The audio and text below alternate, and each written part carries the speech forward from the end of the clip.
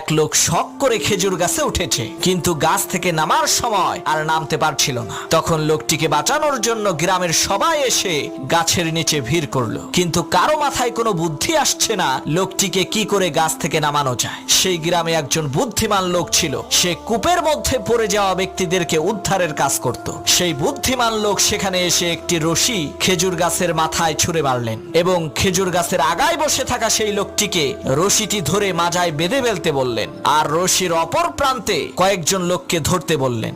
বুদ্ধিমান লোকটির কথা মতো তারা রশিটিকে ধরলেন। হঠাৎ করে সেই বুদ্ধিমান লোক বলল, এখন টান মারো। লোকেরা রশি ধরে টান দিল, সাথে সাথে সেই খেজুর গাছে থাকা লোকটি মাটিতে পড়ে মারা গেল। তখন গ্রামের লোকেরা বলল, আপনি এটা কেমন কাজ করলেন, লোকটা মরে গেল। তখন সেই বুদ্ধিমান লোক বলল, ভাই এটা লোকটার কিসমতের দোষ, আমার কোনো দোষ নাই। এই একই টেকনিক খাটাইয়া অনেক মানুষকে আমি কুয়া থেকে বের করেছি।